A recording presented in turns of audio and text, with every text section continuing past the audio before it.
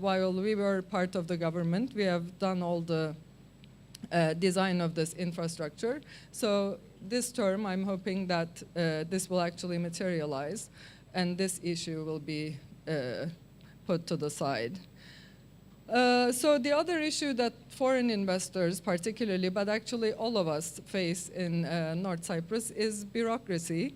I think this is basically what everyone complains about that lives on the island.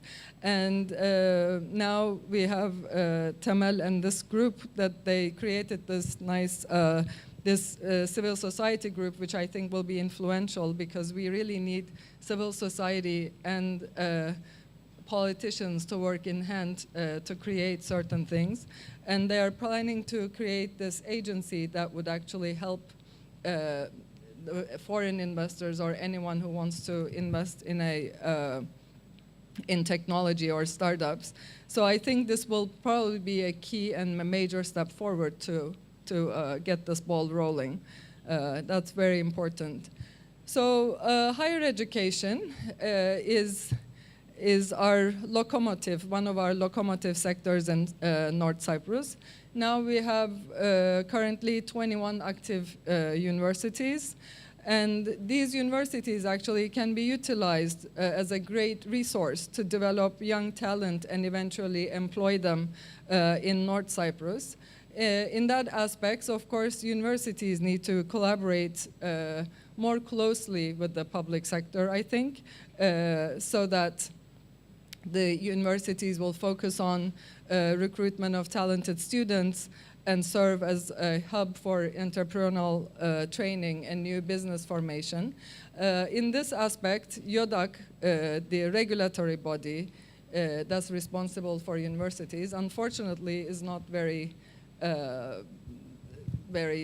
strong or influential. I think that's another area that we need some development. If the government is serious about creating a technology hub here, they will have to closely collaborate with universities to encourage the students and graduates to pursue entrepreneurial ventures. So for bright engineering students, I think a portal may be formed so that the students can be linked to companies that are working here. I think that will be important. One of the issues that I think FEMI has talked about in the past is our immigration laws that doesn't allow students who are recent graduates to be able to stay here with visas unless they can get a work permit. In the immigration regulation, there is actually for scientists, there is a special residence permit, and maybe this can be actually modified to add engineers and other experts to be added so that we can actually have people who are interested in staying here, the new entrepreneurs, to be able to stay here and actually have the time to establish themselves on the island. For example, in the US, they actually have, I was reading about in Massachusetts, for example, they have this global entrepreneur in residence program. And in 4 years, they raised $4 million in capital, employed 1,000 people with participation of 60 entrepreneurs. I think we need to learn from such examples. So unfortunately, in the international reports, our universities are described as vehicles for human trafficking or operating criminal scam operations. These are things we don't want to be discussed in, these are contexts that we don't want to be any part of. I think in that sense, the government actually has a huge responsibility to put stricter rules and to inform students who are planning to come to this island to study. I try to do my part and be your voice in the parliament in these issues. Human trafficking actually has been put in the penal code last term, so we need to actually put pressure on the police to to actually find the traffickers in this context and put an end to this. But in that sense, the universities actually need to inform the students better as to the opportunities they have when they come here or the dangers that they may be faced with. In that sense, I think your student organizations and the work that Femi and his friends are doing, I think are very important, because you are also important to be voice of your friends and inform the people that are coming to the island from your country. So I think this is all I want to say. I believe that if civil society and universities and politicians work together, we actually have a good opportunity here. The island is small, even though we don't have free transportation. It is a small place that you can actually go from place to place quickly. And I think these kinds of events where we can talk about these kinds of possibilities and what we can do is very valuable. So in that sense, I really want to thank Femi for giving me this opportunity. So I don't want to keep this very long, but if you have specific questions, I'll be happy to answer them. Thank you very much.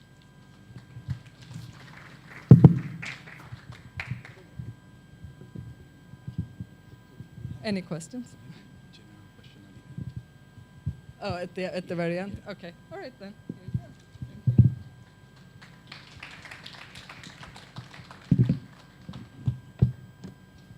You know, when I thought of inviting Dr. Rogers, I was not sure what to expect, but I'm glad I did. I'm very, very glad I did. That law you mentioned sounds very interesting. There are two other things. There's a follow-up conversation I'm going to have to that. Mr. Temel is smiling already. He knows where I'm going. I think I should talk to him less. He can predict my mind sometimes, so I need to be mysterious now. All right, is my video ready? So we put together a short video to quickly summarize the journey so far. I want to play that video so that...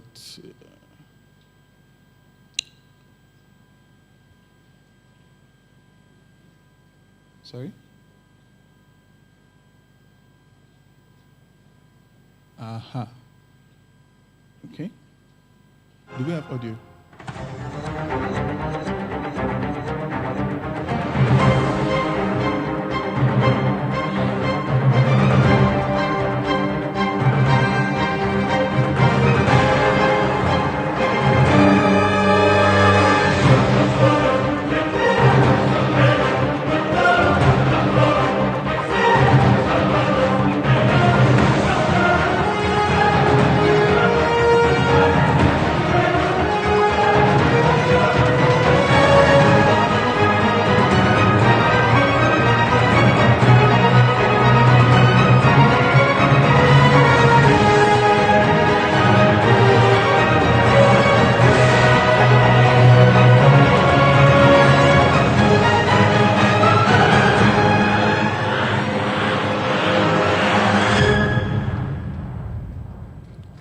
Thank you very much.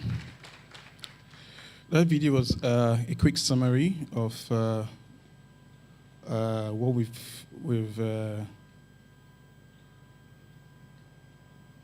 how far we've come.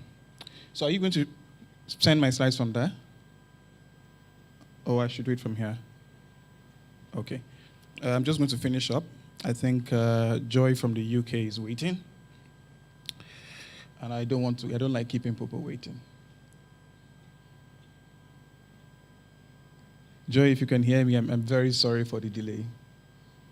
I know we had an agreement, but you'll forgive me for this one.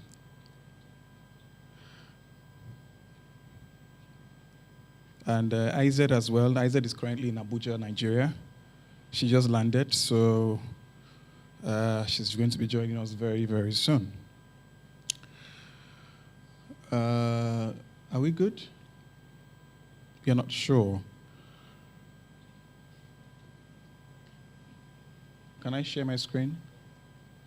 No, it says you have disabled, I need to take permission from the boss, from the chairman in charge. So please give me permission to share my screen.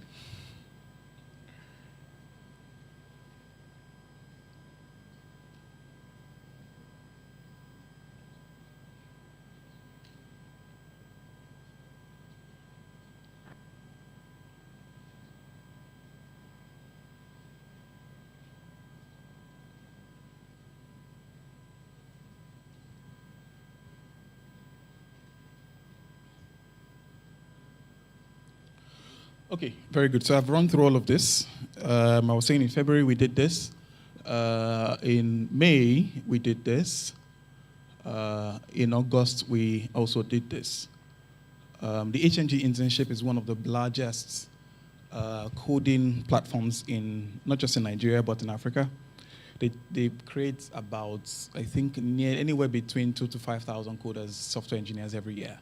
It's a very intense. It's free, but it's a very intense process. So maybe if you have, say, 1,000 people register, at the end, they end up with maybe 2,000, 1,005. It's a very intense, very rigorous process. But at the end of it, they come up with very qualified, very, very professional engineers, software engineers.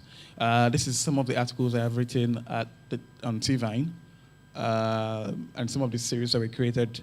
One of them is Celebrating Diversity, where we try to spotlight and highlight some of the foreign-based businesses and restaurants in the TRNC.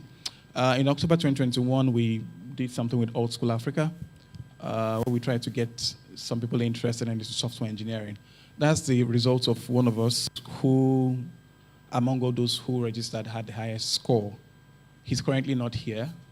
I think you are putting on the wrong set of lights. All right, so in March, we had the first one, as you saw in the video earlier. In April, we had the second, and Mr. Teme was kind enough to have us on his show. And then in May, I added this slide because I wanted to draw attention to this program, the ITU Seed program, and which in the TRNC. Sorry, I can't pronounce the Turkish name, but it's the TRNC Innovation Entrepreneurship Program. We got in one of our my startup got in. It's called Find a Meg, and we've been going through the program. And I decided to highlight this because it's also important along the lines of what we're trying to do. And today we are here. These are some of the partners that we've had so far, and we're looking forward to more partners as we go on. That is my slides. And I don't want to take too much time. Like I said, there is a link. Palumi, can you get that link ready? Not yet, but just get it ready. There's a link that we have prepared for those who who have questions, so that we can take everything and synchronize everything at once. Joy, are you ready for us? Please leave a comment in the comment section if you're ready, so that we can have you on here. Okay, so Joy is ready. Can you? Well, we can't see you yet, Joy. We want to see your face. Very good, very, very good. Very good. Okay, Joy is how do I describe her? She's a generalist. So generalists are people that solve problems. They solve many problems, not one problem, but they're also very good at solving those problems. But more specifically, she's good at solving problems, tech problems, using non-tech solutions. Because when we say tech and coding and software, a lot of people think, oh, I don't like coding, I don't know how to code, I don't want to code, coding is hard, and we hear all of that. But there are many people who are doing many things in tech without knowing how. Mr. Ezra is laughing at me because he can't code. Thank you. We know you can code. Thank you very much. But you don't necessarily have to know how to code. And that is why Joy is here I think she's the founder of a community in the UK as well. And maybe briefly she'll tell us about that. Joy, take it away. Okay. Good morning, everybody. My name is Joy Inegalu Anili, and I am the founder of More Tech Use. Yes, we are an organization that develops no-code talents. We help them to get into tech, and we also provide these talents to communities, as to companies, so that companies can actually hire them, to work with them. So without wasting so much time, I'm just going to go ahead and share my screen so that we can all see what I'm sharing with us today.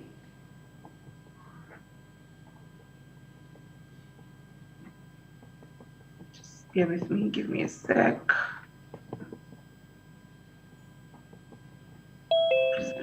Good. So please just let me know if you can see my screen before I get started. Your screen is doing like you're in Nigeria. It has not come yet. Seriously. Yes, Femi, seriously. you have to say that to me. And I need to brag. I'm in the TRNC now, please. Our internet is better, please, please. We need to brag small. All right, we can see your screen now. Thank you. Oh, please. Yeah, we can see your screen. All right, so today I'm going to be talking to you about how to get into tech with a no-code skill.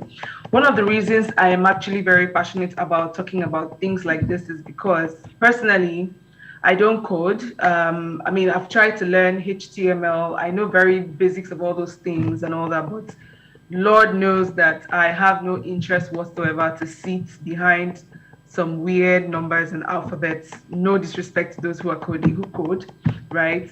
So, my background, I come from a marketing background, currently, studying PR as well. And I just love the fact that I can literally work in any industry whatsoever that I want. Over the years, as Femi has said herself, I'm a generalist. And that's largely it feels like that really because I've gone from industry to industry, right? So as of this moment today, this year, I'm working in the tech space, right? So we'll just go right into it, right? So, coding is not for everyone. You already heard that. So, if whatever it is that, if you feel like coding is not for you, don't worry. There is something for you as long as you want to work in tech. And that's the amazing thing about the tech space, okay? So, now what are no code skills? In layman English, they are skills that actually allow you to do whatever it is that you want to do without coding. The name is in there. No code skills. What it simply means is a skill you have that doesn't that doesn't require you to code. It's as simple as that. Okay. So some people have gone ahead to call it like non-technical skill. Till today there's still an argument about non-technical skill and no-code skills meaning different things, of which I agree. But I always say that as somebody from the marketing space, you speak the language of you can actually correct the market, but you first of all speak the language they understand before you now clarify. That's how I like to approach it. So I'm saying no code skills today because I knew I was going to talk about this, and that's why I'm actually clarifying it. Okay, so every industry needs you, as long as if you don't code, no problem, but just know that you can literally work in any industry as that you wish. So let's quickly look at some of the no code roles that exist, right? As you can see on my screen, I'm not going to go through everything. If you're a HR person, you're a comms person, you're a content person, you're a copywriter, you're a business analyst, social media manager, events, product management, project, like there is just a whole lot, accounting, finance guys, you can work in the tech space. The biggest question you need to ask yourself is, do I know my stuff? Do I know my stuff so well? That's the biggest question you need to ask yourself. Now, how do you now get into tech? Yeah, you have these skills, you have all these things. How do you then get into the tech space? I have a formula that I want to present to you. And the first part of that formula is I need you to think. Think about your personality. What kind of person are you? What do you enjoy doing, right? If you say you want to work in a tech space, what do you enjoy doing? Are you someone who loves numbers, right? Do you like to be in front of a camera? Do you like to talk, right? You need to think of your personality, because whatever you choose to do it's going to be so easy for you as long as you can tie that to your personality. The second thing I need you to think about is your experience, right? What have you done over the years? What is your experience there about you? How many years has that been? You need to bring that to the table as well. The third is your background. What have you been up to? You went to school, right? What did you study? All those things will play a role. For example, I'm going to use myself as an example. I told you I work in the marketing space. My background is in mass communication. I'm currently doing my major in PR, right? So you can already see that everything is tied. So when you see me doing PR, maybe I take a job, say community management, PR specialist, marketing executive, content specialist, don't be surprised, right? That's largely because it's coming from my personality. I obviously know how to talk. I can face the camera without fear. I've got the experience. I've been working in this field for like over 10 years. My background is in mass. So you can see how everything is closely tied. And that's not always the case, though, because we've actually seen people who have gone from, say, medicine, right, to, say, software development, right? But you'll be shocked what they have taken from their experience, from that medical experience, to bring into their new field. It may not be super clear like mine, right? But there's definitely something they have taken from the medical field to bring into their software game. Now, the next thing I need to think about is your interest. What are you interested in, right? Are you interested in the finance space? Are you interested in, doing numbers for businesses? You need to think about that. And then the last is your skill. What do you have as a skill? Communication skill, leadership skill. You need to, maybe team building. You need to know what exactly it is that makes up your person based on these 5 things I've listed. Now, when you're done thinking about all of this, right, the next thing you have to do is to choose. Now, what industry do you want to work in, right? There are different sectors in the tech space, different sectors, right? You have fintech, you have edtech, you have insurtech, you have PR tech.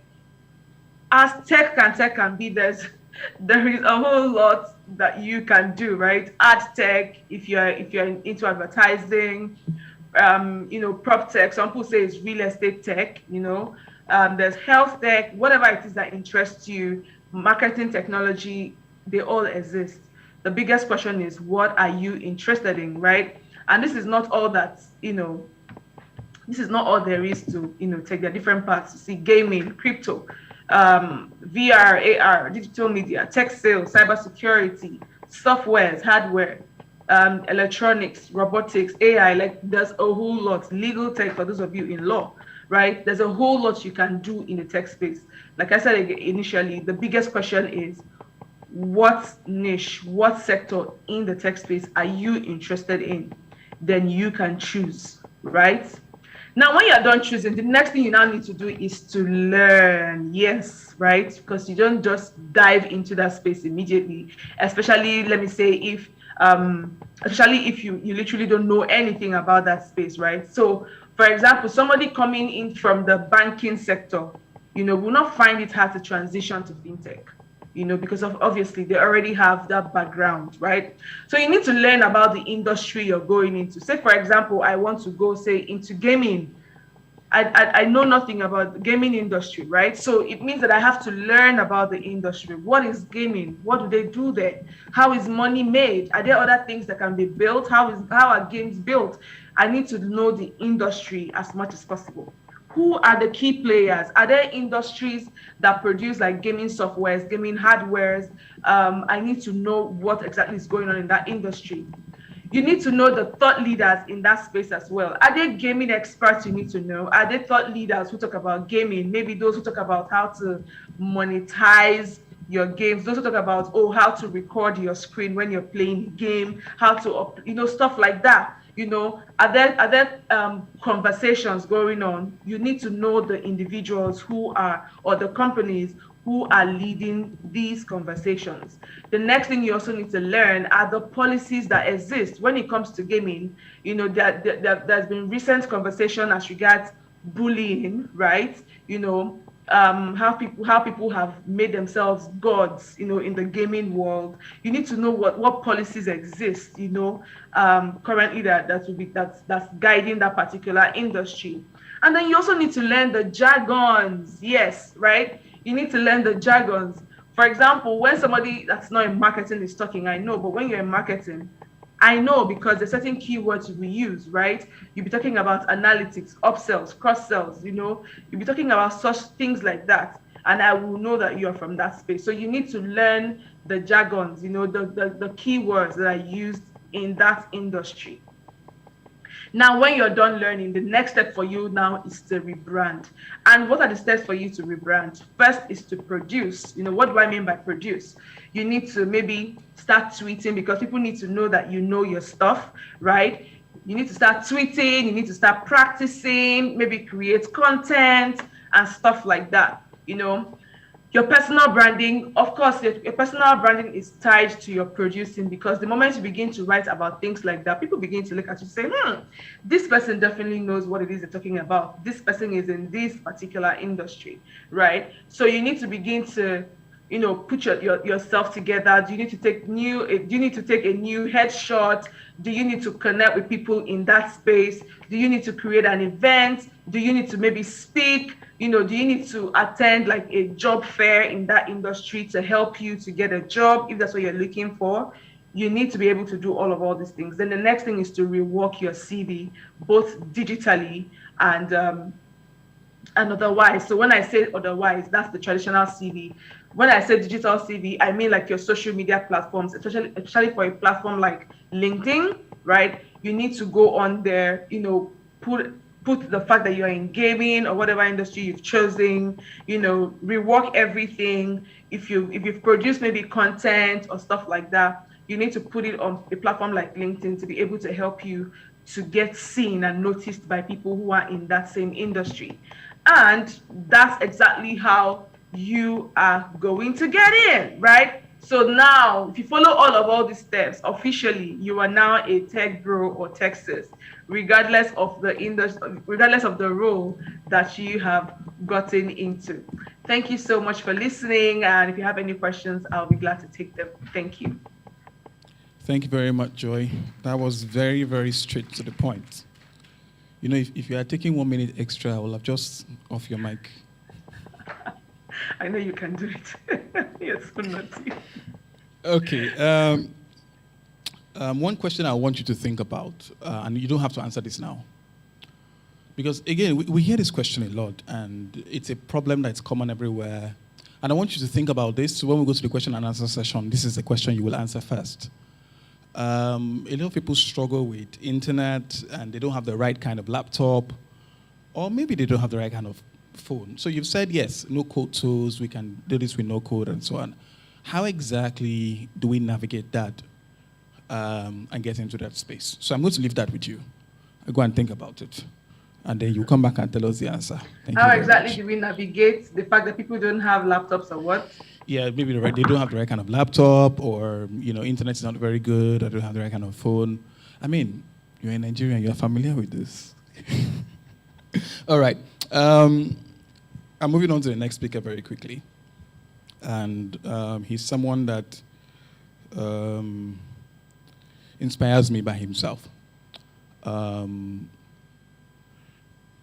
I'm going to start packing my things so that when he gets here, he will not send me packing. All right, are we ready? We are not sure. Okay, I'm just going to introduce him anyway, so he has a few minutes to get himself together. Please, let's put our hands together and welcome Mr. Fahang. Thank you very much.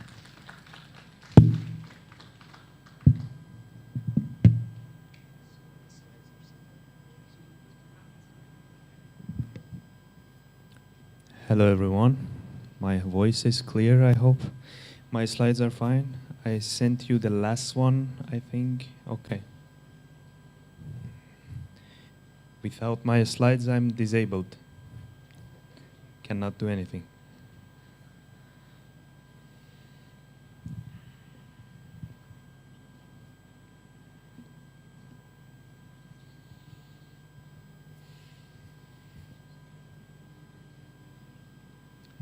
Just if it comes up, we can check the videos, maybe.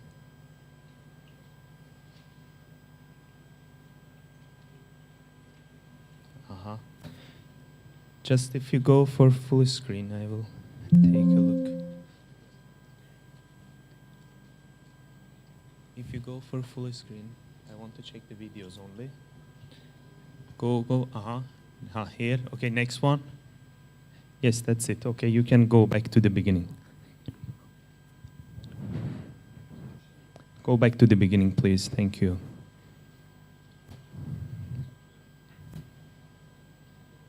Thank you very much. All right. Thank you very much, each and everyone coming here today. A special thanks to FEMI to organize such a meeting. I think these meetings are needed more for sure to share ideas, because here mostly students are like, we come to somewhere called North Cyprus, and we are just here to graduate, and we are trying to run away after that, because here has nothing. It's a kind of a desert. Some buildings have been built on, and we are, let's say, struggling with having 3G, as you mentioned, not even proper electricity.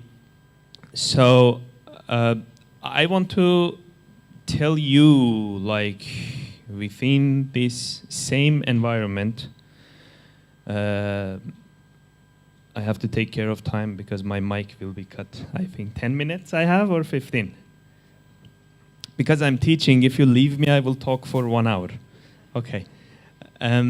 So I want to tell you what my journey was here, and at the same time, the company that we are running in the same place. It is same latitude and longitude on the map that many might be nagging at and might not be interested in living or doing something. So does this have to be on? Can you turn it off? Because my slides are dark. If you, yes, thank you.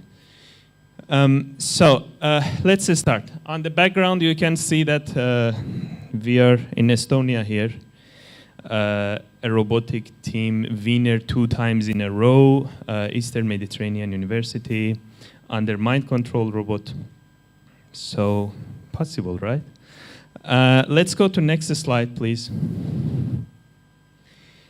Briefly today, I will go through this stuff, like currently what I'm doing, what our company is doing, Caretta is doing. What has happened, the story behind my current situation, what I was doing before, and finally we will come to this point that how you can start maybe. I have tried to go to another direction, a new direction, because academics, let's say officials, Dr. J, I don't want to have any offense on this, sorry. But I normally am the guy who is first lazy to make slides and then also thinking out of the box sometimes. I just try to change the way that I'm making this. So next slide, we can go maybe? Yes. Professionally, if we call it, what I am doing right now, as I'm standing here and surviving till now, I'm currently doing my PhD in Eastern Mediterranean University. My research interests are robotic perception and specific control algorithms, implementation in robotics as a combination of hardware and software. I graduated in mechatronics in Eastern Mediterranean University, and then continues electrical engineering masters, and now PhD is electrical engineering, but no one cares because I'm interested in robotics. So I'm contributing to 10 open source projects internationally recognized with more than hundreds of developers. Nearly 3 of them are used in industry. If you know IPRO-ZIMA, they have funding from EU, contributor to those. And I'm also contributing to some, let's say, flying object projects. So that is there, this is there. I'm also Chief Technology Officer at Karata Robotics company. How I'm managing all of these, this is another case. Just you don't have Saturday, Sundays. Okay, instead of going to the beach, I have to go to the office or stay on my table. But anyway, next slide, please. What do we have? In Karata Robotics, let's see what is the current status, where we are, where it started. Next one, if you go. On the right side, you can see our vehicle. It's in the pool. I just wanted to show it in the pool to say that it is working. It's not. So 2 years ago, we gathered together with Mr. Tamal and Mr. Ahmed, founded this company. Our aim was to bring autonomy to underwater vehicles. So I was interested in robotics, and they also proposed that they are curious for such a thing to be possible or not. I said yes. On my side, at least, I was crazy enough to say yes. That time, I had no idea if we are coming to this point, this much fast, we can go forward. But okay, it is. Now we are here. We established this in Eastern Mediterranean University, Famagusta Technopark, currently, which is our company. I think last year they wanted to close technoparks, but still we are open. It's fine, going on. So shall we go to the next slide and see what we are doing? Oh, wow. We are doing some fancy stuff, as you can see, object recognition underwater. We have introduced this new algorithm that we can detect this much fast. This is not copied from any tutorial on internet, by the way. Everything is implemented for about 6 months or 1 year from our development team. It was actually an academic project, which was my master thesis. We brought it into action, and okay, it is working. So on the device, we are at the point that this is not taken from my computer, not my own screen recording. It is on our vehicle. So in real time underwater, we can detect any object we want as long as we can add it to database. For sure, we have some faulty readings, but who cares? As long as it is aesthetically okay, it's fine. Up to now, we can detect up to 10 different objects, Mediterranean fish and creatures, you call it. And yes, this is one stage. Can you go to the next one? Yep. Is this guy playing? One next, if you go. One next. Okay. We are able to gather data from underwater, let's say, terrain, and then we can produce heat maps out of it. This algorithm has been developed by us. It is not taken from anywhere. So we can give you HTML output. It could be played anywhere, and it could be seen anywhere to any customer. So this is customer ready. Already this one is implemented. This is a polluted data I have produced. So we have a sonar sensor on our vehicle coming like from 4 beams, and then we gather the data, we drop the noisy data, and then we give you this fancy looking as a customer. On right side, this is real again. We have done pipeline inspection for, let's say, oil and gas underwater pipelines. You can see we are at the depth of 15 meters. You cannot see, I can see, I'm telling you, hopefully you're trusting me. So Karata is at this stage now, and only in 2 years. And most of these developments have been implemented in 1 year. First year, we were struggling to bring hardware here, because each time you want to establish, to bring a hardware to this place, this island, Cyprus, Kakatege, whatever the name is, I am still confused about it. It takes 6 months. You have to put 6 months, but it's okay. We are at this stage. Shall we go to next one, please? Yes. So how my journey started, might be asking that I'm crazy doing this stuff and contributing to this stuff, but I'm just bringing this sample for you to say that it is possible to do anything you want.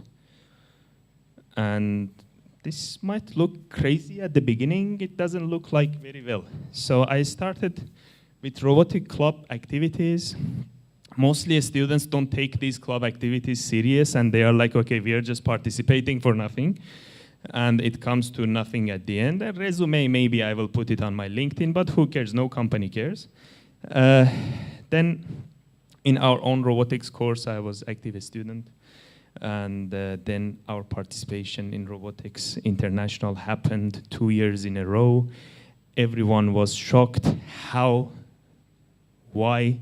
What happened from here, from Famagusta, from EMU, you are going to Estonia, competing in an international competition 2 years in a row. We hit our own record the year after that. And the whole Europeans, Americans, anyone who had come to the competition, they were shocked. Then I established IEEE EMU, Robotic and Automation Society. Till now, I am the head of it, unless they change it and kick me out.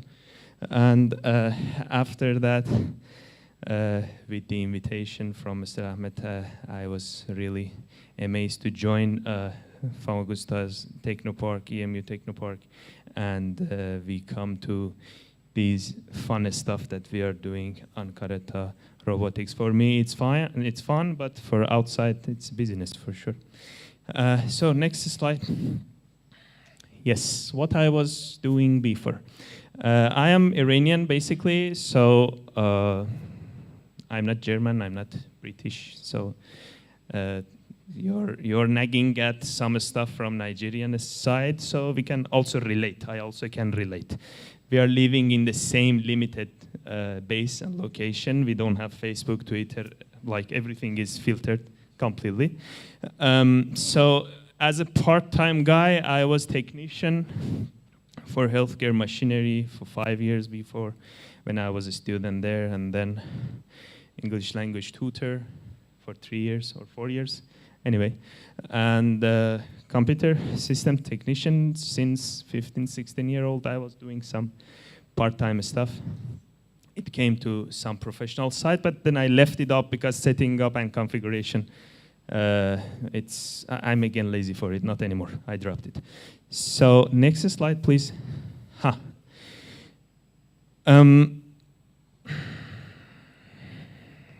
I will connect the points here. I have 3 minutes. When I came here, first year, was the highest level of frustration.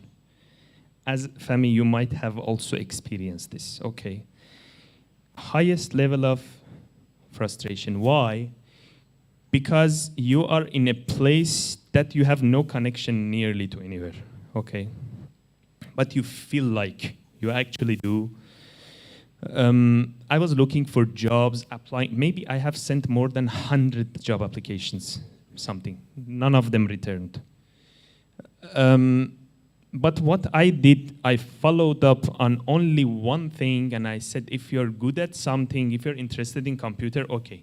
I have problem talking to humans, by the way. I don't know human language, okay? So feeling side, I have issues. Okay, you are good with computers, just focus on that, take one skill, and go on. If you want to be a software developer guy, don't come and say in your resume, I know what, React.js, something they call it, and these other web development, PhD, whatever, all of these guys, I only write Python, for example, that's enough. Okay, maybe I don't even know that enough, but anyway. It's working, you saw that those codes are working anyway. So, and invest in yourself. Instead of just suffering, being forced to attend your lectures or anything, try to enjoy whatever is happening. If you don't like it, just change it, who cares? Because in 10 years from now, no one cares, okay? Only your success matters. top your own previous self up. I shall not compare myself to, I don't know, Bill Gates, for example. I didn't have a rich dad. But I can top up my own and expect small changes every day, not like a big thing. For sure, in a year, believe me, you cannot be CEO. Let me also tell you, you cannot be CEO. I also don't know how I am CTO. It just happened. Okay. So just expect small steps. Top up yourself. You'll reach the place. Femi had asked me to talk about design and robotics and this stuff. I think this was more needed than telling you go internet, search 3D design, Thingiverse, print this, SolidWorks, okay? These words, they say. So this is what really needed, I think. And not anyone has to be manager or CEO, as you mentioned. Our parents, they are like, okay, what do you want to do with this? Oh, you're not an engineer, so how come this is going to make money for you? Oh, art in Iran, for example. Oh, these guys are stupid, they're studying arts. Okay, I will see you in 10 years, what those artist guys are gonna be doing, okay? Next slide. Yes, so this is the message for all of you that you are just awesome. No one can get the value from you and you yourself. You can build up what you want. I'm not saying it's easy, but it takes courage. Hopefully I tried to give this message that each one of you, 7-8 billion people who are living, we have abundance and we can do many different things. And each one can do a different thing. So don't follow up on any other guy or this guy, wow, there, I am here. Okay, you can be there also one day. Thank you very much for listening.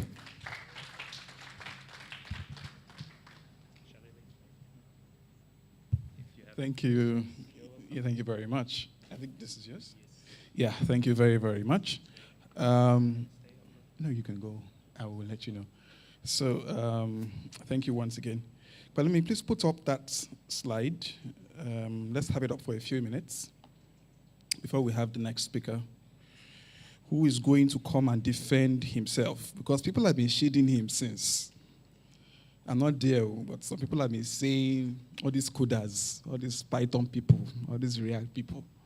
So he's coming to talk about software engineering and so on. But there's a link I want to have the link up. If you have questions, just visit the link and put your questions there so that we can begin to have all the questions. Also, there's one page slide that I'm going to share after now, not now. There's a one-page slide on a few things that I want to share on. Also, Mr. Ahmed, this is a small heads up. We want you to say a few things, not now. So I want to give you a bit of time to gather your thoughts. So maybe after the next speaker, we'll give you a few minutes. So I thought I'd give you a heads up. So yes, thank you very much. This is the link. Please visit the link and post your questions there. So we have a 20-minute Q&A session. All the speakers will take all their questions together. I see we already have some questions already. So just go to that link, and we're likely not going to pass the mic around. NSU, thank you very much. I know that you are streaming, so maybe you can type it in the comment section and put the link there. So if they have questions, then they can ask, so that we can attend to everybody. All right. I'm just staying here waiting for that link to show.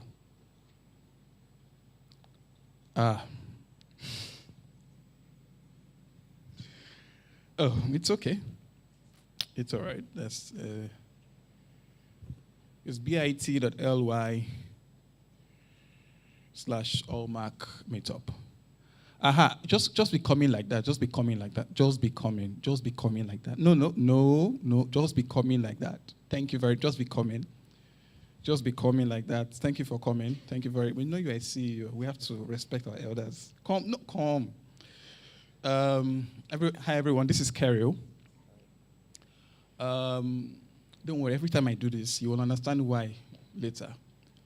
When we started this thing and we made a call and we put it online, we told everybody, oh, there's this thing called Old School Africa, and if you want, you're interested in software and so on and so forth, go and register and blah blah blah blah blah. Kerry didn't even have a laptop.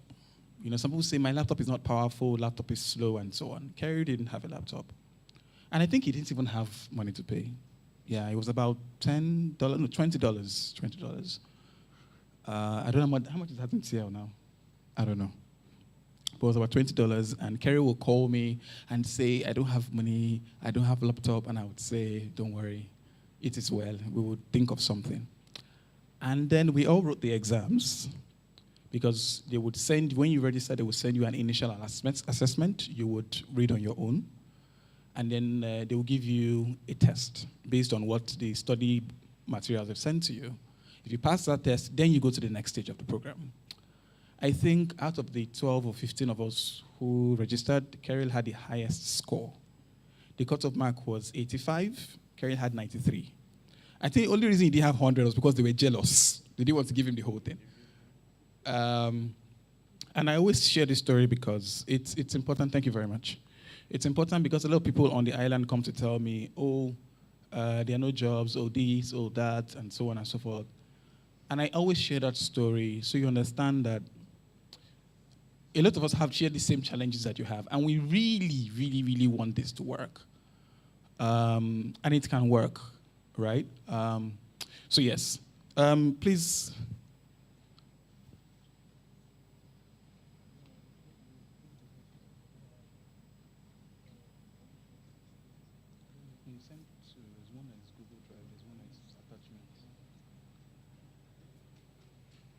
This is what happens when somebody is a software developer.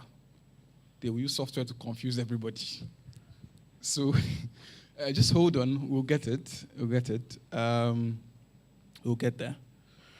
So yeah, while he's doing that, let me just run through what I wanted to say earlier.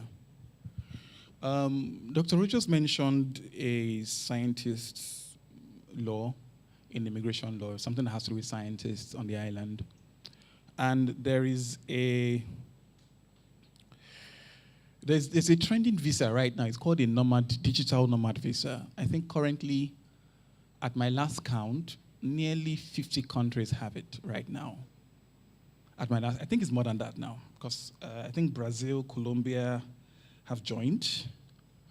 I don't know the current name, but I think it should be more than that now. And basically, it's a visa that, as long as you can prove to the government that you work remotely, so you produce your letter of employment, or you are freelancing, so you produce your account statement with a specified amount, maybe the minimum wage for about 6 months or so. The government says, okay, we'll give you a visa to stay in our country for 6 months or a year or 2 years, depending on the situation. And then if you want to become a resident, then you would pay taxes of so percent on whatever amount that you're earning. There's a very long, very, very long list of countries from Africa to the Middle East, South America, North America, Europe, and the Caribbean. There's a very long list of countries that have this digital visa.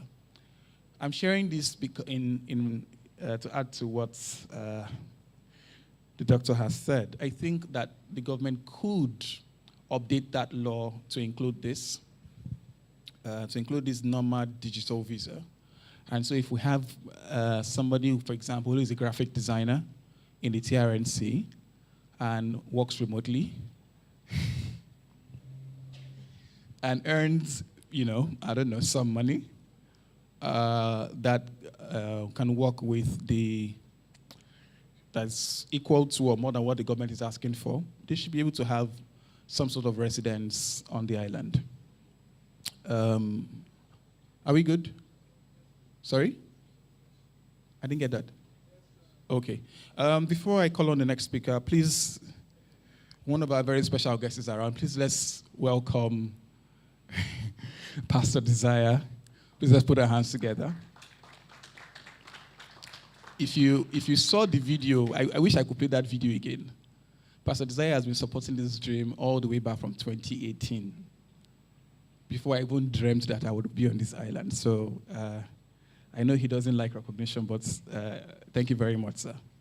All right. To the next speaker, please let's welcome the software engineer himself, and I think the only software engineer on the panel, Mr. Ezrael. Am I getting that correctly? Yeah. I know that we have been dunking on software engineers all along, so this is your chance to redeem yourself. Yes, it is hard. Thank you, Femi. Right, okay.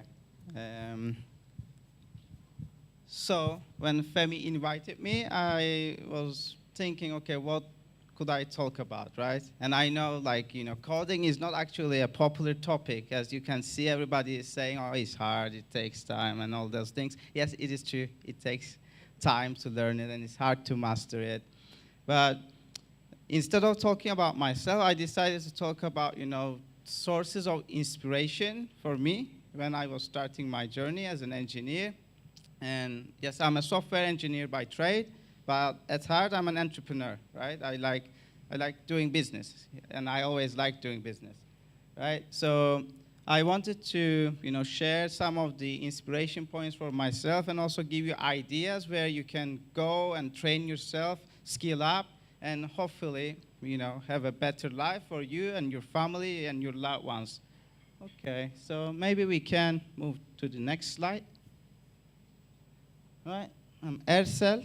So I'm founder of Cyprus Coach. We are a school where we are teaching people from all kinds of backgrounds who doesn't necessarily have a technical background, so they can come in, go through our 6-month-long course, and they can become hopefully junior level software engineers. And in addition to that, we have a software development agency where we are working with some clients from UK and Europe, where we help them with their web applications, mobile applications, and all that kind of stuff. And previously, I did a bachelor's degree in software engineering in Manchester, UK. After that, I started the e-commerce company there, and that's where I kind of fell in love with, building tech products and tech companies. And yeah, we can move on. So I want to tell the history of ambition throughout, human society. So, in the early days, before we had things like capitalism, money, and this and that. So people, so this palace you see was actually built for a butcher's son from Ipswich, right? Very modest background, but it's actually for Cardinal Thomas Wolsey. So this guy, very modest background, but kind of lifted himself up from his modest backgrounds and kind of built this, fantastic looking place for himself. And how he did it? Well, back then, the ability to read and write was, source of influence and leverage. So in order to do that, back then, the only avenue open for you was to become, a religious person. Maybe join a cult, a sect, church, whatever you call it. But once you do that, you had the leverage and influence, right? And let's move on as the time has passed. I think everybody knows this man as well. Napoleon. So again, very modest background. So he was born in Corsica to a modest family. And if you know a bit of geography, Corsica is even a smaller island than us. And so he joined a military academy at the age of 10, and then, rise to the ranks of military. And by the age of 35, he was the emperor of the French Empire. Right? Not bad for a Corsican. Yeah, and as we move on, then when we had like the peak, I guess, like globalization and capitalism like reaching its peak, obviously people with financial degrees, investment bankers and these type of people had the influence and power. And you wouldn't be surprised, actually, the top US investment banks are hiring more engineering graduates than technology firms. Like they are hiring physics graduates, mathematics graduates, engineering graduates, and then they basically make them play the stock market, right? So, but, they still have power, unlike the military and the religious. I think those days are gone, but, finance still has quite a bit of power. But now, in this modern day and era, there's another avenue. And can we skip to the next slide? So the new avenue is what these people have been doing, right? So I guess you all know these people: Elon Musk, Bill Gates, Mark Zuckerberg. We always hear these guys, right? And how did they make their money? Technology, digital products, and selling software or some form of software. Okay, can we move? Can we move to the next slide, please? Right.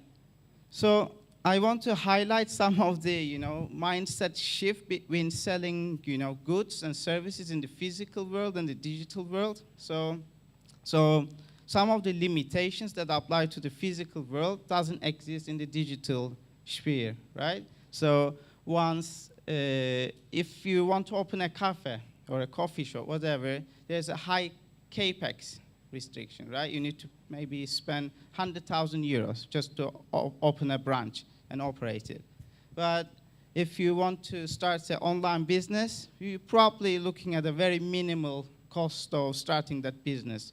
You need to buy a domain, you need to pay a bit for hosting, and maybe you need to spend a bit of marketing, So the capex is very, very low to start an online business. Then the other upside to having a digital, selling intellectual goods is the idea that once you develop the product, you can sell it infinite number of times, right? If you write a book, if you produce, let's say a series of videos, or a software, or a digital product, so you can sell it many, many times without the cost of replicating that unit of work.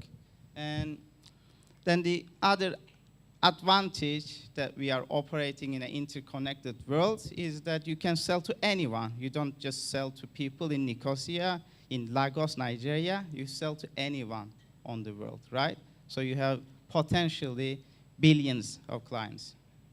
Okay? Yeah, we can move on. We can move on.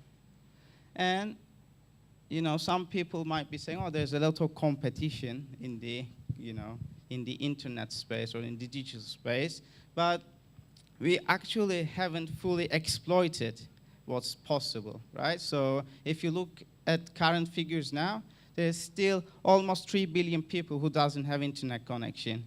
And we also have like 1.7 billion individuals without bank accounts, right? So this trend of globalization and economic growth is likely to continue, and you are still early. We are halfway there. Yeah, we can continue. All right, so I just wanted to highlight it. Maybe it's a bit like in addition to Joy's slides. Joy has given us very practical information about what to look for, but I'm trying to give some advice to those entrepreneurial mindset people, what you can be focusing on. So some of the opportunities on the internet are obviously e-commerce. So that's what my first company was doing. So you can look into drop shipping products, or you can look into sourcing products from China, from Alibaba, for instance, and try to sell this on in European or US markets through eBay, Amazon. Many people are doing it, and you can make a very good living with minimal effort just by coordinating, supply chains, right? And another avenue on e-commerce space is actually selling digital products. You can sell, illustrations, cartoon books, I don't know, video recordings, voice recordings, whatever. And people are selling these on like platforms like Gumroad and Etsy. So these are more niche products, you know, where if you have an artistic flair, you might have some success on these platforms trying to sell what you are producing. And if you have any digital skills that other companies are interested in, obviously the other avenues you could check is Upwork or Fiverr. And I know many people who started on Upwork selling software engineering services, graphic design services, and after doing a few rounds of services with particular clients, they started to go off and start their own agency. So these are very, very simple ways into, kind of forming a service-oriented business. And if you have the skills to write software, you can even, I think the ultimate aim should be to have some kind of SaaS type of business where you have monthly, rolling clients that, you can service without actually doing any extra sales or service work. Okay, we can move on to the next slide.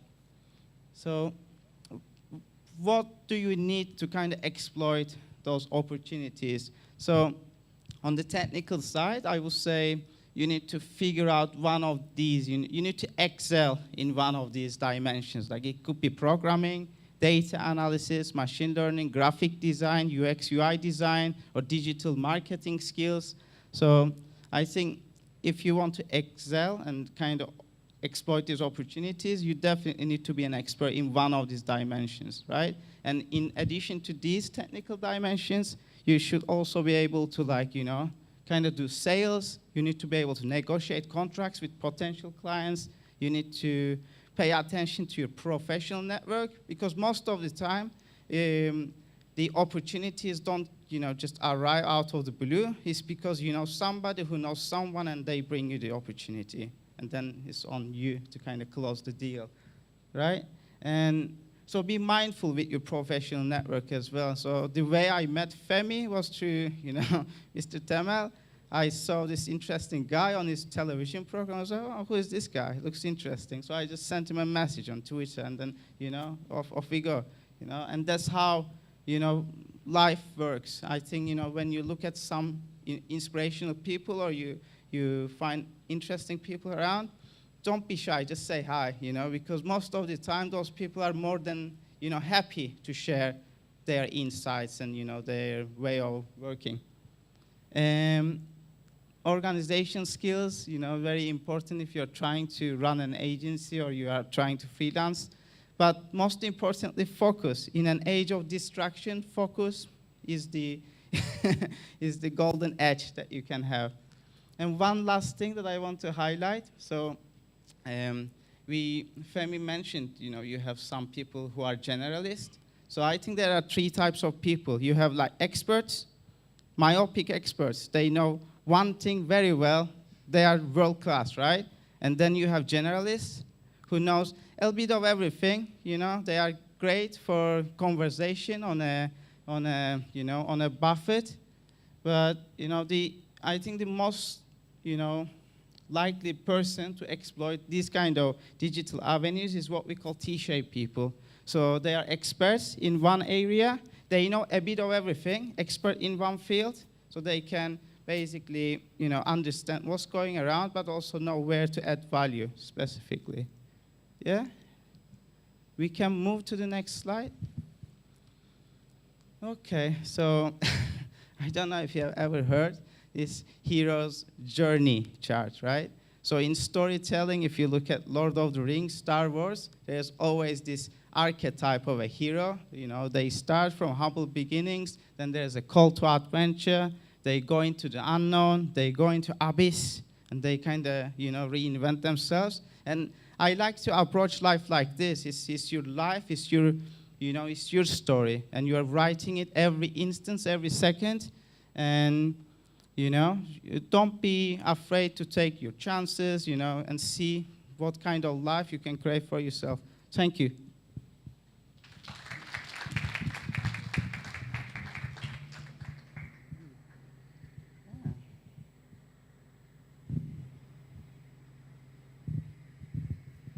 Thank you very much. Thank you very, very much. You know, one interesting thing that you said was that to start a physical business, you might need €100,000. And I find it very interesting that, you know, to register a business in the TRNC, you also need €100,000. So, are you trying to say this? Anyway, I heard that the government has been kind enough to reduce that money to 50,000, but it is still a lot of money either way. It is still a lot of money. Okay.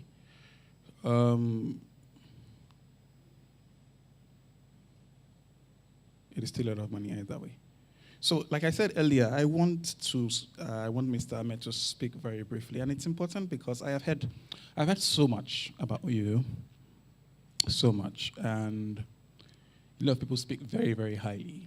And as an entrepreneur myself, I know that to run, I saw your LinkedIn profile. There's a lot of things there. To run a business and do many startups. For those who don't know, let me just give you just small, because his CV is like 10 pages long, so we can't finish. Mr. Ahmed founded Figopora, am I correct? And it was, I think, one of the early invoicing platforms in the, yeah, I have your slides here. I have your slides. Hello, Mr. Temel. Okay. In the industry in Turkey, and it was quite successful, and it got acquired.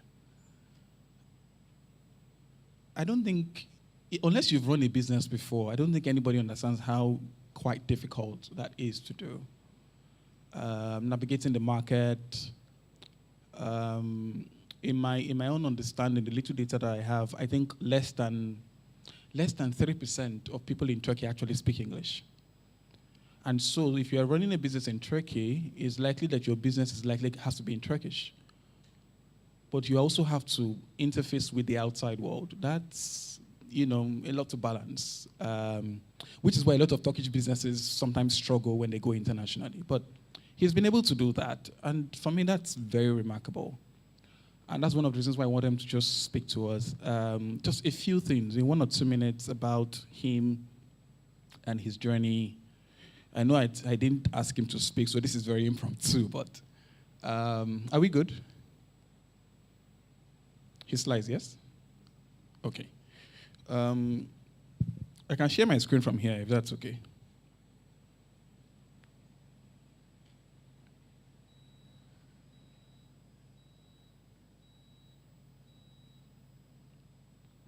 Should I do that?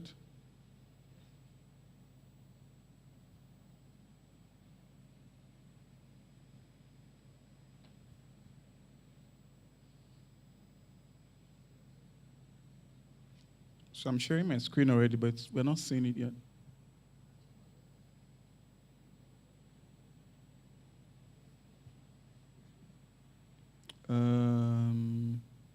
Zoom.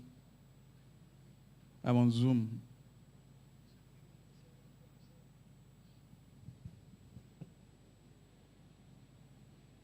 Aha. All right. So, let's welcome and put our hands together for Mr. Ahmed. Thank you. I'm controlling the slides, or? Okay, this was my last speech in this university. Professor Dervish Deniz, he invited me to give some speech to the CIU University students, and it was about the, thank you, startup entrepreneurship in the world, or something like this. It was very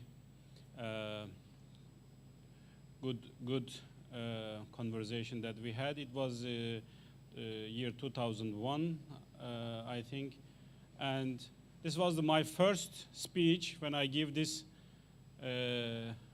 seminar or speech in this university. It was year 2009. I guess no one was here or no one was a student here. So what I was telling to the students, I was showing some Gartner slides about the futuristic approach or whatever it is, that in the near future, in 2015, I think we are a little bit past this time, right? So this is the working style, how it's going to be in the near future. It was the forecast of year 2000, okay? So they were supposing that different time and different place, same time and different place, same time and same place.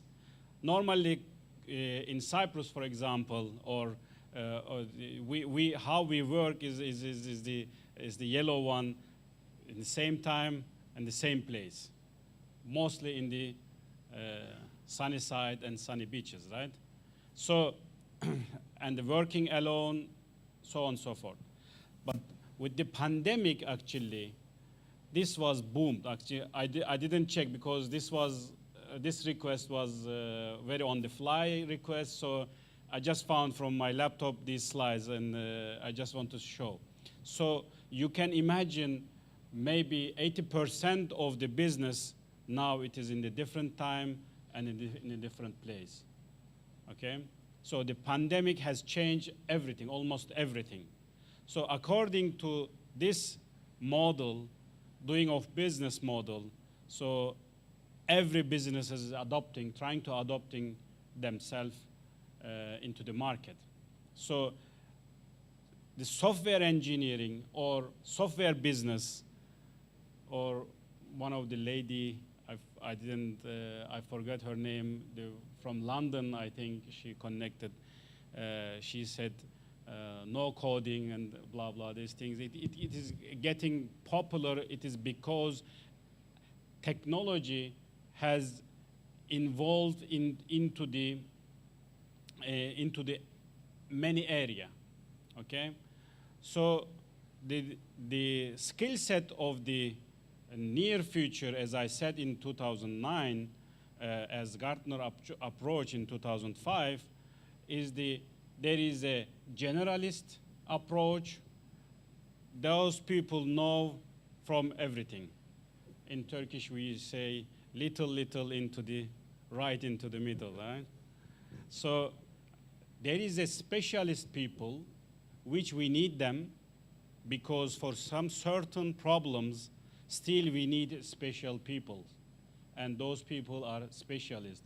So they trained and they know so many things.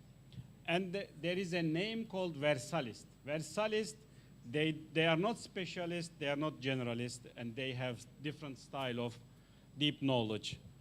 It comes with the education, it comes with the experience, it comes with the market know-how, blah, blah, those things, and you become versalist. So this was what I was trying to tell to the people, our students of the ICU University. So I like to congratulate you coming to this small island and small country and trying to achieve this kind of activities. So this is my third time, and whenever you need, I can come and give you more deep in entrepreneurship speech and this kind of more motivational speech or my experience, blah, blah, those things. But what I'm doing now, I was growing up in Cyprus. I am Cypriot, and till to the university, my PhD, I was here as a small village, and then I had to move to I had to stop my PhD, and I had to go to Turkey and try to find a new way, new lifestyle, whatever it is, in Turkey. And it was not such an easy, when you give a speech or when the people reads from the CV or blah, blah, those things, you know, it comes very easy, but when you struggle, it is very hard. For example, I can tell you 4 times I had business collapse and I lost my everything, and I had very huge loans and these kind of things.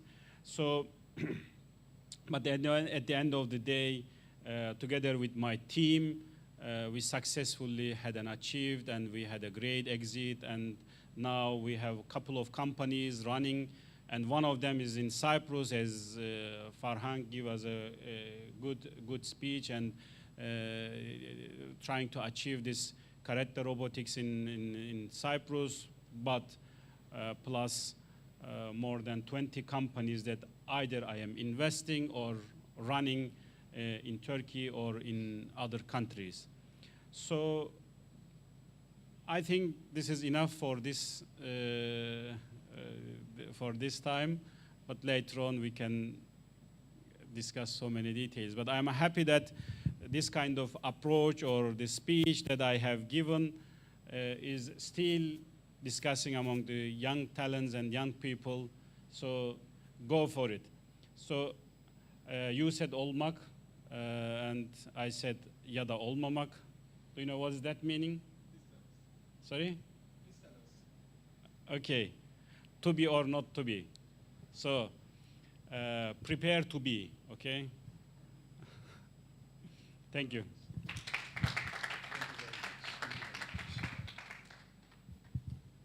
Thank you very, very much. And this is one of the reasons why I wanted him to speak. A lot of people have this mindset that, it's tech, I'll just get a remote job and I will just, learn graphic design, then I will just do this. And it's not usually as straightforward or as simple or as easy as that. And that's that's one of the things I wanted him to talk about, which he did. It's often, and I always like to stress this part, that yes, working with tech is important, and we have all these possibilities and all these options, but it is not a straight line. It's not particularly easy. There are many times he talked about working alone. There are many times you will need to work alone, but I won't dwell too much on that. Our next and final speaker for today is we call her King IZ. You should be Queen, but I think she prefers to be called King IZ. IZ is a product marketer, digital strategist, and business consultant. She's run a number of businesses, and she's also consulted for some of the biggest brands and biggest businesses in Nigeria, from banks to entertainment to movies to investing to venture capital. IZ has been there, done that. Unfortunately, IZ doesn't have too much time today because I think that comes with being very, very busy. So she's just going to give us a very, very short presentation. And she also cannot have video. I'm not sure what's happening in Abuja at the moment, but we're just going to, so she has sent this picture that we should use it. But we're going to hear from her. IZ, are you ready? I am. Uh-huh. I am. All right, so IZ, we can hear you loud and clear. Hello? I was asking what time it was so that I can greet properly. The time is 1:15. Okay. Great. Thank you. Should I start now? Take it away. Hello, everyone. Good afternoon. It is really, really amazing to be talking to everyone here. I was prepared for this, to be honest. I had slides. I wanted to give this like a really proper talk, and then I had to travel impromptu. I've been flying. Now I have 5 minutes and seated somewhere between the airport and where I'm going to. So I'll just be brief and I'll just get to the nitty-gritty of my conversation. My name is IZ1K. I'm a Nigerian, an African, and as Femi Obasa introduced, CEO and co-founder of ZI Africa. ZI is a digital-first marketing agency that is focused on growing tech startups at all stages of their growth, from pre-seed to unicorn, from fintechs to health techs to agri-tech to edutech. You see, startups in Africa is on the average a $6.6 billion industry, capable of changing for better the economy of Nigeria and of Africa and globally. It is a powerhouse and the opportunities are endless, mostly because of the plenty issues that we do have in Africa. Where there's chaos and problems, there's opportunity to build and provide solutions. These innovative solutions can drive growth for Africa and for the world in general. And even more so with Africans' youth representing over 22.7 of the world's total population. That's according to the United Nations statistics. It is the second largest after Asia. Africa has the youngest population in the world. About 70% of sub-Saharan Africa are under the age of 30, or under the age of 35. I need to be clear on that statistics. The workforce is available. The opportunities for innovative solutions are endless. And as a community, our youth and youth all over, everywhere across the world need to get into technology. I must commend the effort of those that have tried and are still trying. This year alone, African youth have raised over $2.1 billion in investments. The potential for more is still enormous. You would imagine that given all that money coming into the economy, the government would protect that sector. But it seems that some of our policies and regulations are created to stifle innovative solutions and keep things traditional. Not sure why. Policies should be made. Femi, can you just quickly confirm that you can still hear me? We are with you. Okay, great. Policies should be made with a need to guide the order of things towards a growing economy and society and to drive innovation. But when these policies do more harm than good, it means that there's a need to amend them, especially for an industry, the tech industry, that has so much possibilities. It is plagued with volatility, uncertainty, complexity, and ambiguity, and it lacks government support. What this means is that investors are getting increasingly wary of supporting African startups, especially because they go into it to make money and not being sure of what government policies can counsel their investment in the next 2 months or 3 months. And we've seen it happen multiple times. So a lot of them are stepping back from doing these investments. Luckily for us, that hasn't deterred much, or at least it shouldn't. It has even made the youth more creative, taking on digital strategies to grow, designing solutions, not just around the problem, but now designing solutions around policies. Today's youth, male and female, are resilient. So to young people all over the world, I want to say that we must understand that technology is a tool. It's an enabler. It goes beyond just being a solution. And thus, everyone is capable of building. It has no gender barriers. It has no age barriers. It has no regional barriers. It is a means to an end, and it is open to everyone. Collaborate, work together across continents. Collaboration should not just be within a region. You can collaborate with somebody in Africa. Think of a problem that you can solve and how you want to solve the problem. I mean, one of the biggest issues we have is power. Is power. There's also security issues. So you can collaborate not just with people in your region, but you can collaborate with people across Africa, across US, UK, across continents. Solutions cannot be gotten if we all continue to work in silos. And also build on the principles of Ubuntu. Ubuntu is an ancient African principle founded on the interconnectedness of people. I am who I am because of who you are. I need you, you need me, so that we can grow together. And when we work together, the possibilities are endless. Thank you. Thank you very much, IZ. I remember specifically asking IZ to speak as regards policy, and I think she's touched on that. Policy is important because for us to move forward, for the sector to grow, for the industry to grow, if we have the wrong set of policies, we will not get very far. And I think the TRNC is currently in that stage, or at that point right now, where we need just a few, maybe not too many, but a few, the right set of policies that would drive a lot of things. I don't remember when the law was passed, but the policy to establish universities in the TRNC definitely changed the TRNC forever. That was because somebody saw the possibilities, somebody saw the foresight, and that one policy changed everything. I think we are currently at that point where we need that one policy or those two policies that is going to change the TRNC forever. We're now at the question and answer session. Please, like I said, we will not be passing the mic. Is there a different mic? Is there like another mic?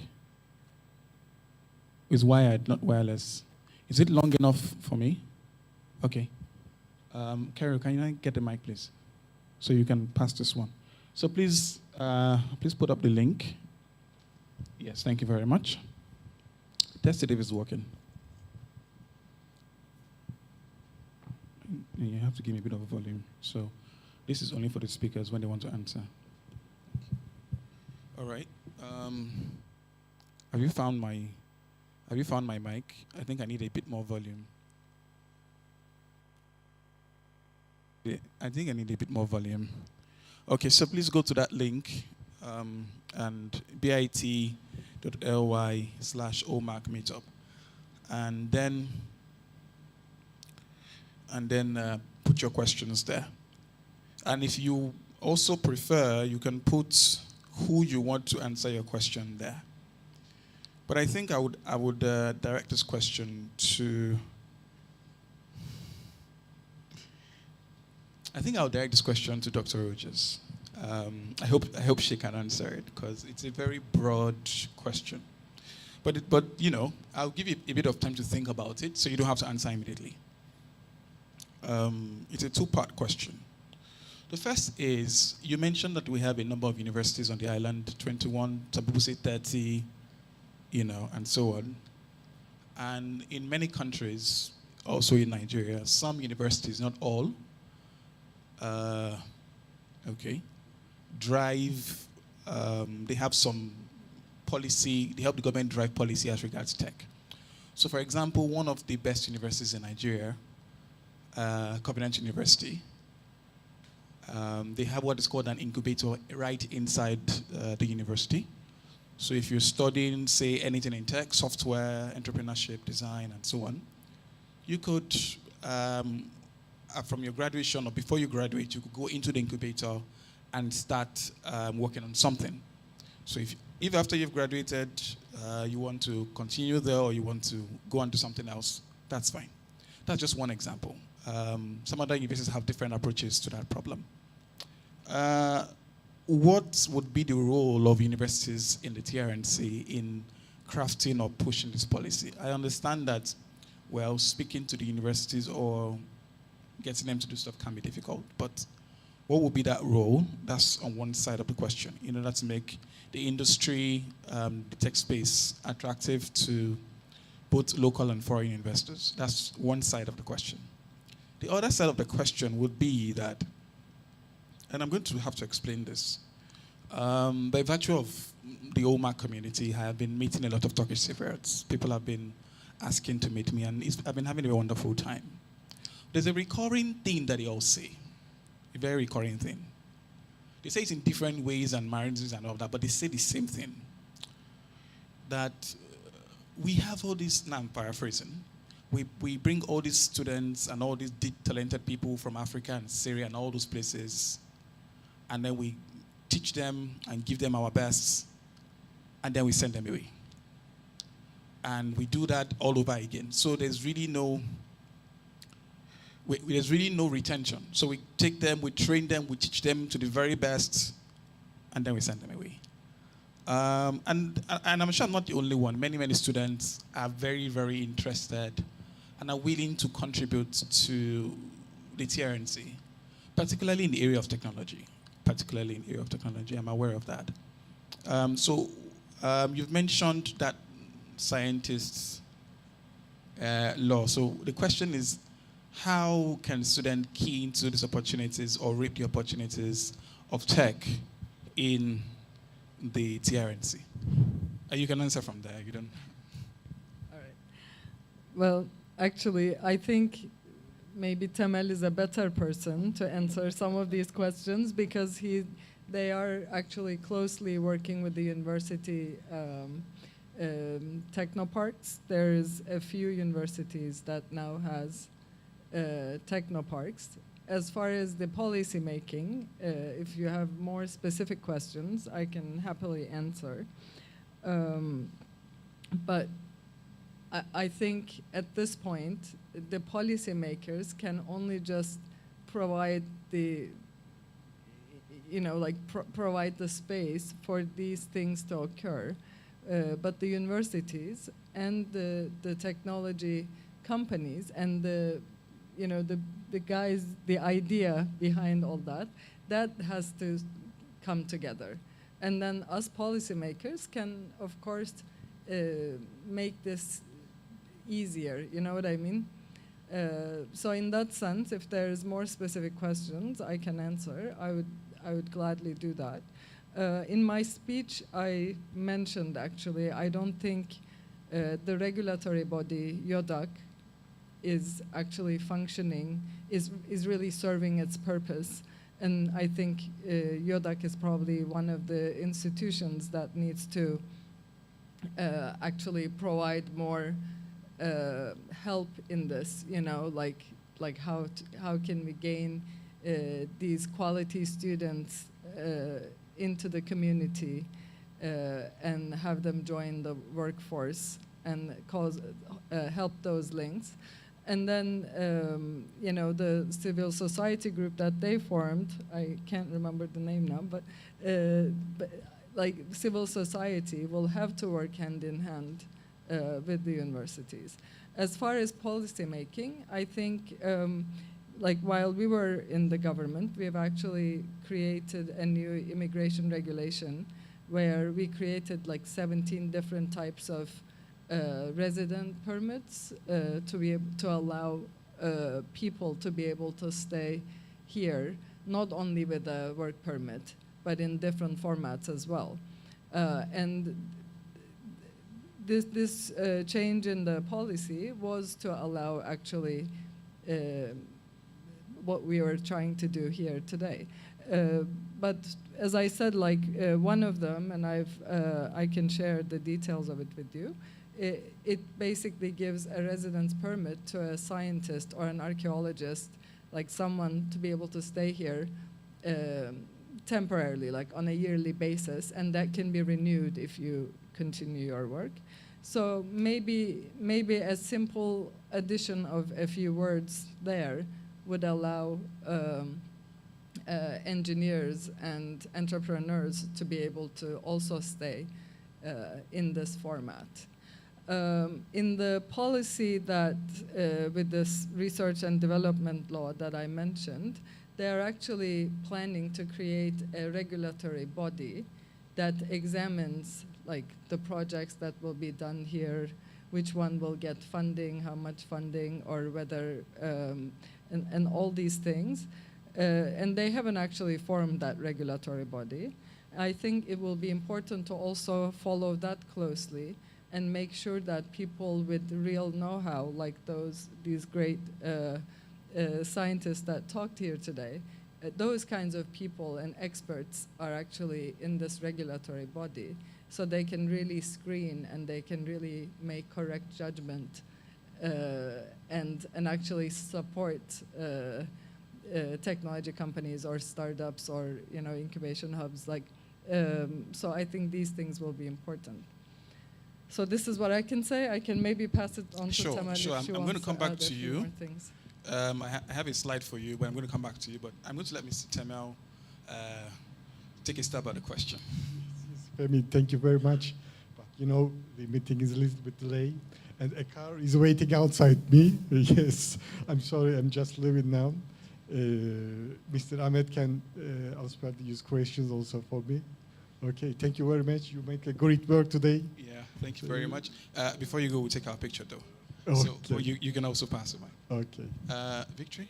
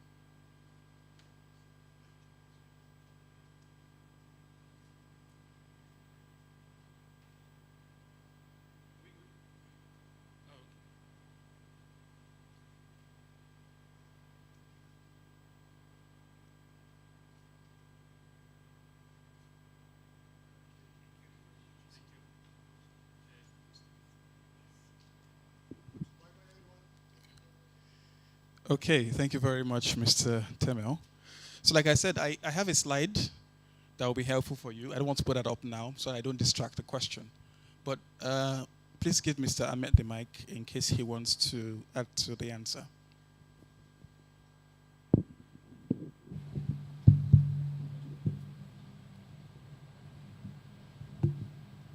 Yeah. Actually, we are very much trying to organize the ecosystem in Cyprus so that everybody can put their issues and everybody can discuss openly details of this startup ecosystem, mainly in technology area. But I'm sure there is some couple of other ecosystems that they are doing for women entrepreneurship, etc. But in the island, our neighbor, Greek neighbor, they are achieving so many activities. But here, there is some activities, but it's not enough actually. So we are forcing so many parties, not just for the government, also for the entrepreneurs also, to come together and discuss openly what is the issues, what has to be, and what should be, how the support is going to be. So your case, for example, the question can be opened in the support area, like a startup visa program can be applied even in the Dubai or Canada or other developed countries. They are putting startup visa programs. So that we are proposing to the government or institutions to apply startup visa program in Cyprus also. This is the, I think, only I can tell. Other than that, maybe we can discuss later. Okay, thank you very, very much. I have something that will interest you as regards that particular question, but it's for your eyes only, so I will share it now. Okay, this is just a follow-up for Dr. Rogers. I don't know if you can see. Do we need to put up the line? Okay, so this is a nomad visa. This is basically what the structure of what nomad visas look like globally. They typically last 1 or 2 years. In some very few countries, 6 months, but realistically, it doesn't make any sense. And you can renew as many times as you want. And then they usually are online.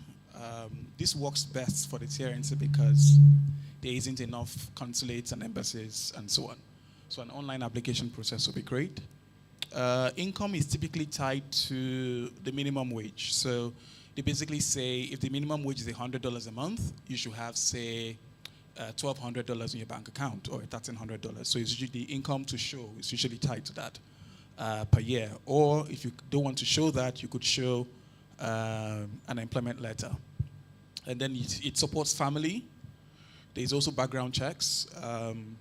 And then it is also connected to existing visa regimes. So one problem that's happened to immigration globally is that a lot of countries created all these visa options, and none of them are connected. So you come in through one, and you can't cross over if you need to. So you come in as a student, and you're like, oh, I would like to start a business, and you can't, because you have to leave the country and then come back. So what a lot of countries are trying to do now is find a way to connect them and say, okay, maybe if you stayed here for 3 years, or if you have this requirement and so on, then maybe you can change to this type of visa and so on. So it's important to have that. COVID-19 policies, the country information. And then there's also an investor option. So is it Cape Verde now or Barbados? I don't know. They have 2 types of this visa. There's just for freelance and entrepreneurs. And then there's that for investors. Investors typically have 3 to 5 years. This other one is 1 to 2 years. And basically they say you either have to invest X amount of money in our country, or you need to buy up a local business, or you need to, basically the terms and conditions are similar but different. And then in some cases, not in all, for example, in Portugal, there is a pathway to a long-term residence, maybe 5 years, maybe 7 years. So maybe this is helpful towards the policy formation. I hope it is. I just wanted to quickly share that. All right. The other question someone is asking here, and I would want, before I go on, if you have questions, please send them in. I have about 10 minutes left on the clock, and this event has to end. We're supposed to start at 1, sorry, we're supposed to end at 1, but we started 30 minutes late, so I have about 5-10 minutes left on the clock. So please type in your questions now, otherwise I won't be able to take it. All right, Mr. Israel, this question is for you. And maybe when you are done, Mr. Ahmed can add to it. And the challenge that a lot of some students are having, and I think this gentleman also had that same problem, internships. A lot of students are looking for internships in tech. And sometimes finding companies or opportunities to have these internships and so on is usually a challenge. In some schools in the UK and I think in Nigeria, the school usually has relationships with a lot of companies where they can simply say, oh, take this letter there and then have your internship and so on. A lot of people are looking for internships. What's the current situation like? What advice would you give? And just speak on that. Sorry, can you pass the mic, please?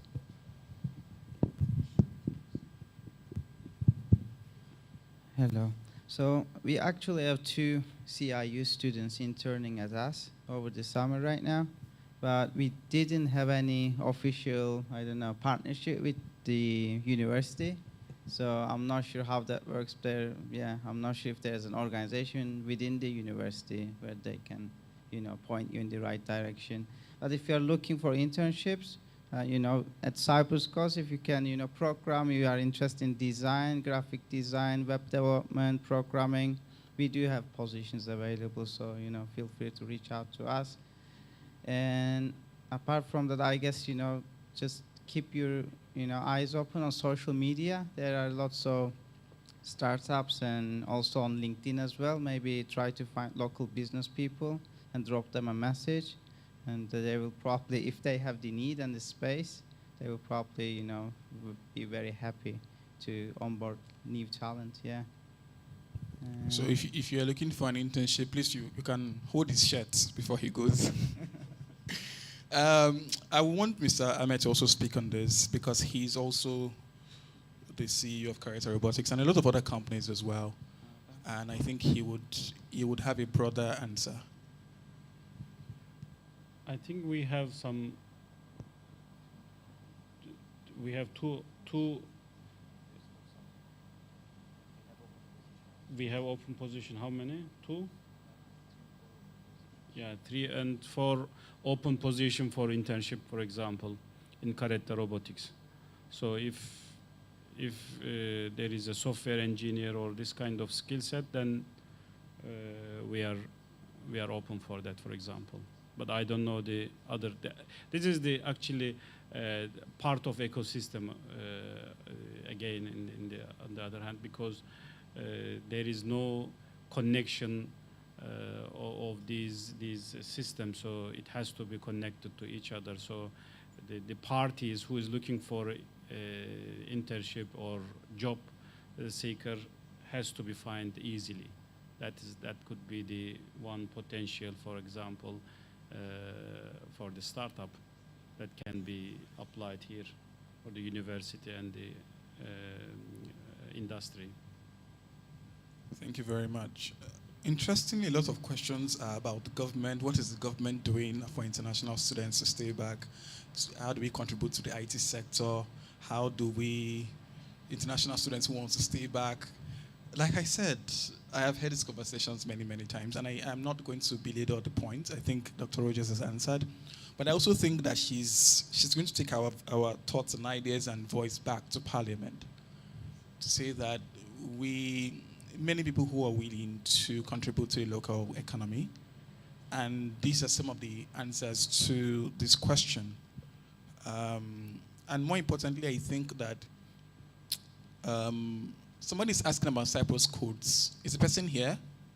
All right, please wait and see. I'm going to save time. Wait and see Mr. Israel at the end. He would tell you all there is to know. I'm trying to save time here. We've talked about internship. Like I said, that many people are willing to contribute to the economy, and they are willing to add value to the TRNC and put the TRNC, well, back on the map, so to speak, in that sense.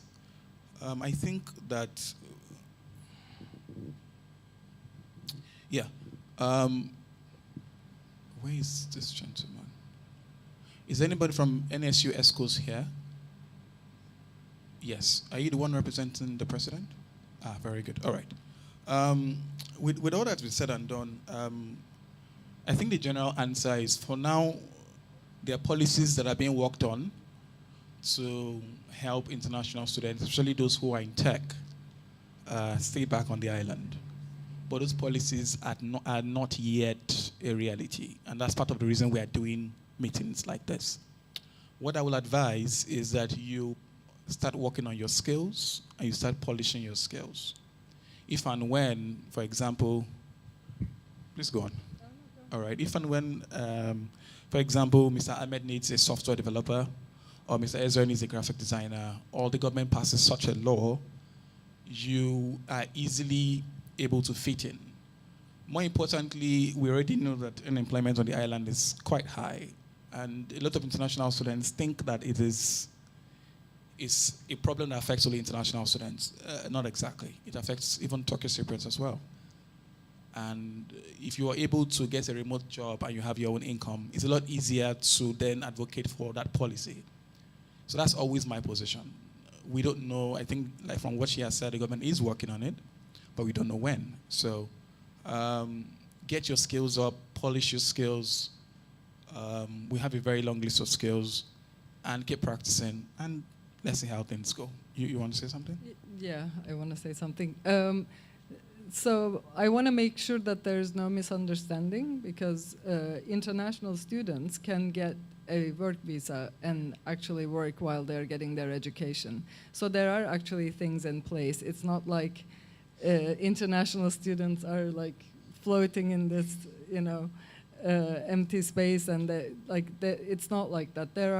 There's plenty of policy for you can get a part-time work permit while you are a student, and after you graduate, you can apply for a work permit via an employer, and with a work permit, you can still work. So in that sense, there is actually no dark holes in the policy. I think it's because of the issue you're raising.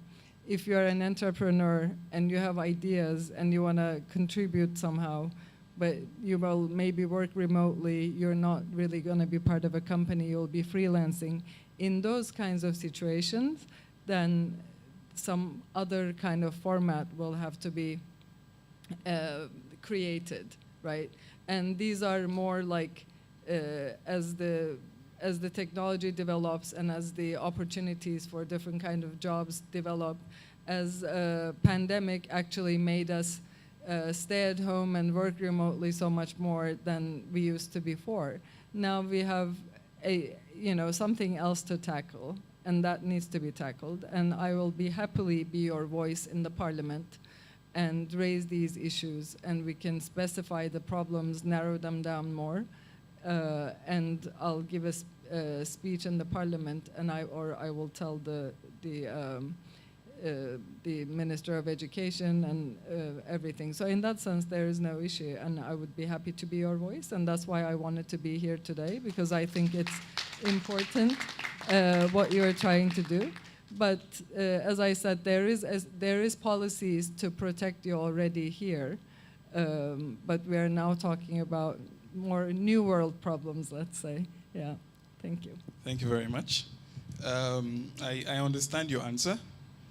There is a slide I didn't show you, which is what I wanted to show him. Like I said, it's not a public slide. But there's, in the long run for the TRNC, in the long run, to create this ecosystem that we're talking about, this is my opinion, right?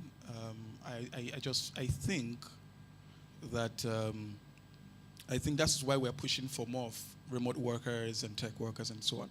The end game is not necessarily to make, to just have some people and some designers somewhere and so on.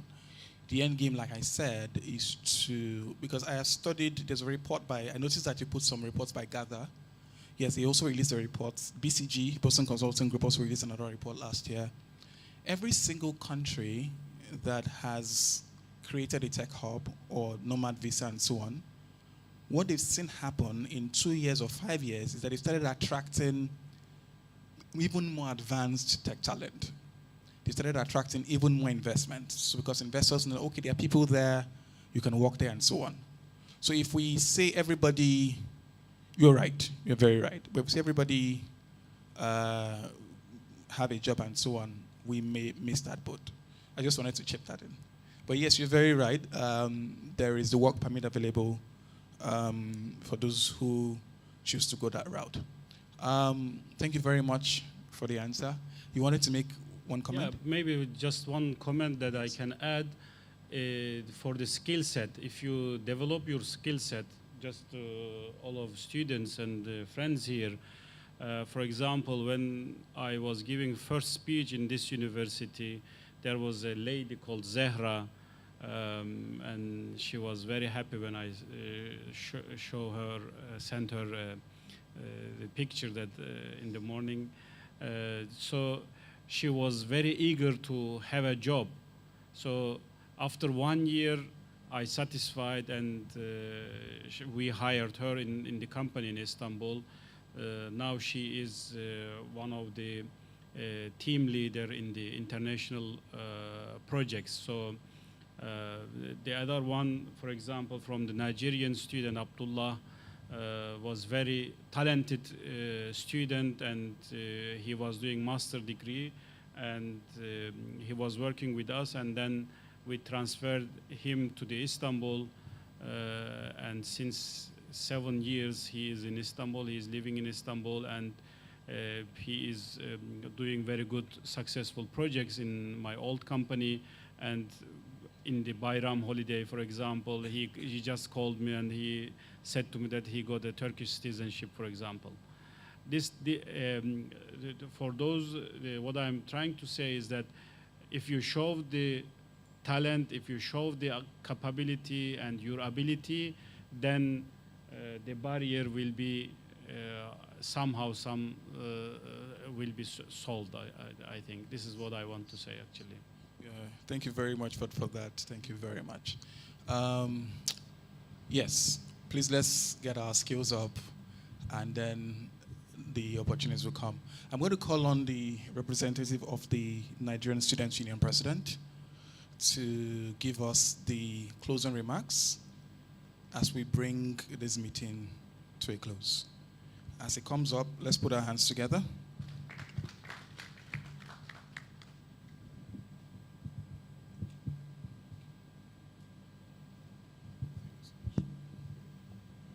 Hello, everyone.